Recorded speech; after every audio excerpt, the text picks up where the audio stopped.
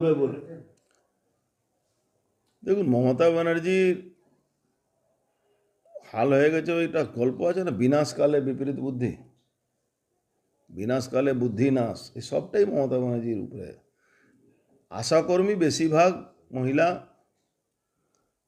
যারা তৃণমূলের সমর্থক ছিল, বহুদিন ধরে আমরা বলে যাচ্ছি কি ভাতা না, ভাতা ভাউতা সরকার চলবে না, চাকরি দিতে হবে, বেতন দিতে হবে। আশাকর্মীরা সেই ডিমান্ড করছে। আজকে অবাক হয়ে গেলাম আমরা, যিনি চন্দ্রিমা ভট্টাচার্য বয়ান শুনে, কি ইনারা চাঁদা দেন, একটা পাগলের প্রলাপ যাকে বলা যায়, চাঁদা দেন, ইনারা রাজনৈতিক উদ্দেশ্য নিয়ে করছেন। আশাকর্মী আবার কিসের রাজনৈতিক উদ্দেশ্য? প্রত্যেকটা গরিব মানুষ, তারা আজকে বাংলায় কোনো চাকরি নেই বাকরি নেই, আশাকর্মী হয়ে তারা কাজ করছেন। আর আমি মনে করি যে যত বড় চাকরি করে, আশাকর্মী যারা আছে, মায়েরা দিদিরা আছেন, তারা তাদের কোনো কম মূল্য নেই যে যেভাবে ওনারা কাজ করে সমাজের মধ্যে সার্ভিস দেন, তাদের কোনো কোনো চাকরি থেকে মূল্য তার কম নেই। কিন্তু তারা বরাবরই ভাতা পেয়েছে ভাতার নাম করে। এবার তাদেরকে ডাকা হলো আজকে 21 তারিখে, কি আসুন আপনারা ধরুন কথা হবে। আজকে নির্লজ্জ সরকার, মমতা সরকার সারা বাংলায় যেখানে তারা আসার জন্য দৌড়চ্ছেন কাল থেকে, তাদেরকে আটকে দেওয়া হচ্ছে। এটা কি অধিকার আছে?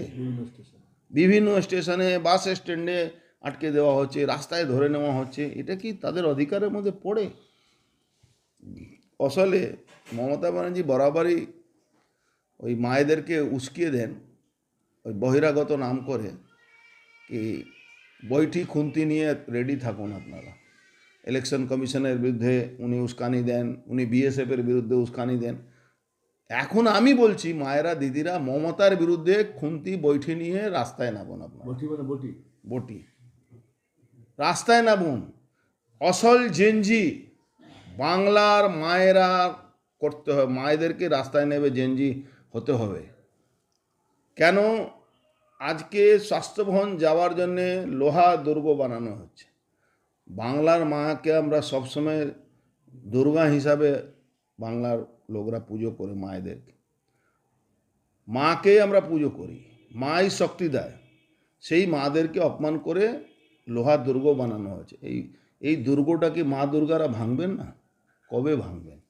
আর তো নেই, এই সরকার থাকবে না।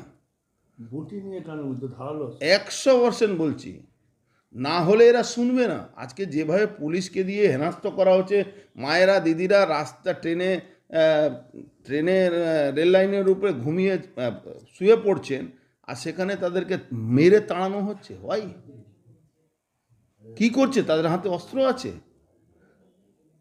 100% মায়েদেরকে নামতে হবে।